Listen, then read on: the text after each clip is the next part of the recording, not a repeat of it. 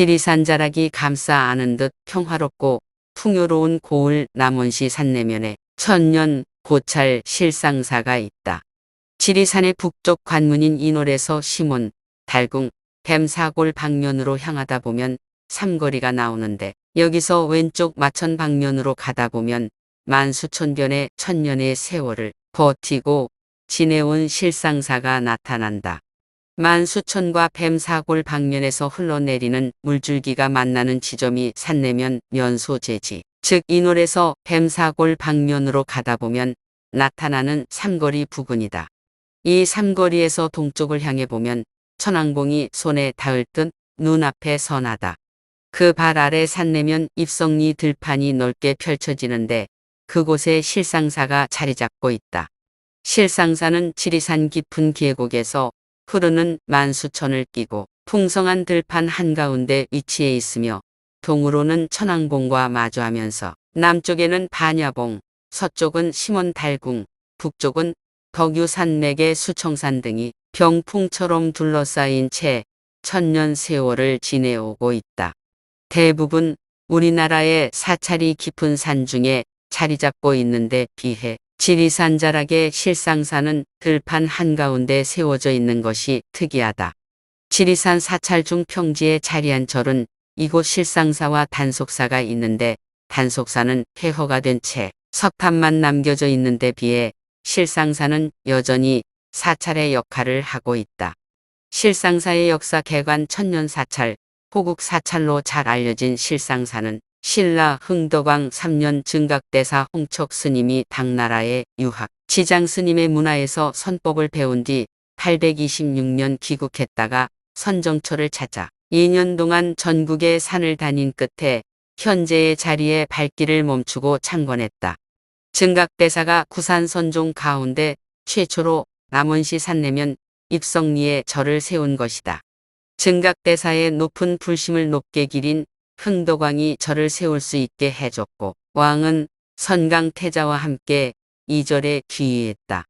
증각은 실상사를 창건하고 선종을 크게 일으켜 이른바 실상산파를 이루었고 그의 문화에서 제2대가 된 수철화상과 편운 스님이 가르친 수많은 제자들이 전국에 걸쳐 선풍을 일으켰다.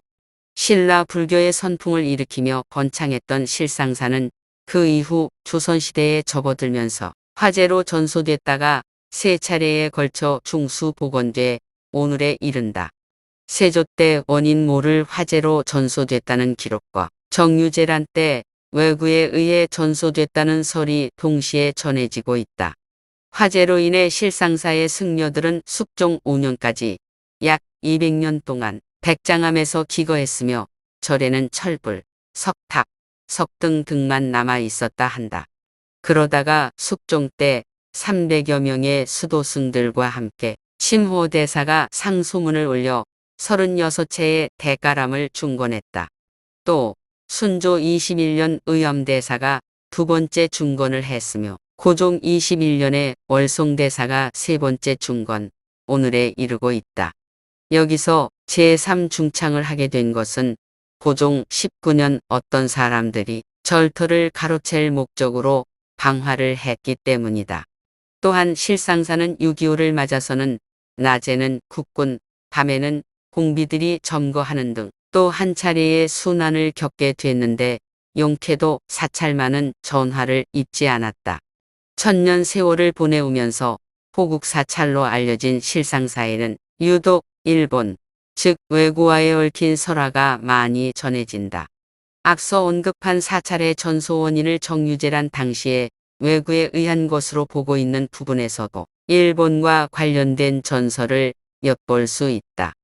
또한 약사전의 약사열애불은 천왕봉을 정면으로 바라보고 있는데 천왕봉 너머에는 일본의 후지산이 일직선상으로 놓여져 있다 한다. 이 때문에 가람배치도 동쪽을 향해 대치형을 하고 옆으로 강이 흘러 대조적이다. 이 절에는 일본이 흥하면 실상사가 망하고 일본이 망하면 실상사가 흥한다는 구전이 있는데 이는 천왕봉 아래법계사에서도 전해지고 있어 흥미를 끈다. 이를 증명하기라도 하듯 실상사 경내의 보광전 안에 있는 범종의 일본 열도의 지도가 그려져 있는데 스님들이 예불할 때마다 종에 그려진 일본 열도를 두들겨 치고 있다. 이는 앞서 언급했듯 우리나라와 실상사가 흥하면 일본이 망한다는 구전에 의한 것으로 여겨진다. 스님들이 이 속설에 따라 범종의 일본 지도를 많이 두드린 탓에 범종에 그려진 일본 지도 중 홋카이도, 규슈 지방만 제 모양으로 남아있을 뿐 나머지 열도는 희미해져 가고 있다. 최근에 독도 영유권에 대한 일본의 망언이 있는 오늘날 한일 관계를 두고 볼 때 포광전의 범종에 얽힌 사연이 갖는 의미는 우리에게 많은 점을 일깨워 주기에 충분하다. 이 같은 전설과 구전들을 살펴볼 때 실상사가 일본에 대한 호국 사찰이며 불교 문화의 큰 도량임을 알 수 있다. 실상사에는 백장암과 서진암, 약수암 등의 암자가 있으며 이 곳에는 신라시대의 많은 문화유산들이 산재해 있다.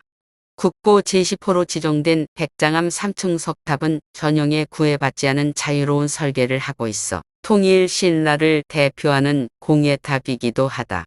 실상사의 문화유적은 보물급에는 수철화상 능가보월탑, 수철화상 능가보월탑비, 석등, 부도, 3층 쌍탑, 증각대 사옥류탑, 증각대 사옥류탑비, 백장암석 등 철제열의 좌상, 청동은 입사향로, 약수 엄목 도탱화 등 11점이 보존되어 있다. 지방 유형 문화재로는 극락전, 위토 계량성책, 포광전 범종, 백장암 보살 좌상, 백장암 범종 등 5점이다. 중요 민속 자료는 실상사 입구에 만수천을 가로지르는 해탈교 양쪽에 세워져 있는 석장승 3기가 그것이다. 장승은 벅수라고도 하는데 보통 한 쌍으로 세워져 있으나 이곳의 장승은 남녀를 판별할 수 없으며 만수천 양쪽에 원래는 4기가 세워져 있었다. 절을 향해 건너기 전에 세워진 한 쌍의 돌장승 중 오른편 장승은 1936년 홍수 때 떠내려 가고 없다. 잡기를 막기 위해 세워진 상원주 장군은 두 눈과 코가 크고 둥글며 머리에는 모자를 쓰고 손은 창을 든 것 같은 모습이며 대장군은 뒤에 만들어진 듯 이렇다 할 특징은 없다. 실상사에는 이렇듯 호국의 정신이 흐르며 찬란한 신라불교 문화의 숱한 문화재가 잘 보존돼 있는 천년고찰이다. 윗글의 출처는 실상사 홈페이지입니다. 마하 반야 바라밀다 심경. 관자재 보살이 깊은 반야 바라밀다를 행할 때 5가지 요소가 다 공한 진리임을 비추어 보아 모든 괴로움에서 벗어났다. 사리자여, 물질이 허공과 다르지 않고 허공이 물질과 다르지 않아서 물질이 곧 허공이고 허공이 곧 물질이며 감각, 지각, 경험, 인식도 또한 그러하니라. 사리자여, 모든 현상이 공한 이 실상은 나는 것도 아니고 없어지는 것도 아니며 더러운 것도 아니고 깨끗한 것도 아니며 늘어나는 것도 아니고 줄어드는 것도 아니니라. 그러므로 공한 가운데는 물질도 없고 감각, 지각, 경험, 인식도 없고 눈, 귀, 코, 혀, 몸, 생각도 없으며 빛깔과 모양과 소리와 향과 맛과 감촉과 법도 없고 눈의 경계 내지 의식의 경계까지도 없고 무명도 없고 또한 무명이 다함도 없으며 내지 늙고 죽음도 없고 또한 늙음과 죽음이 다함도 없다.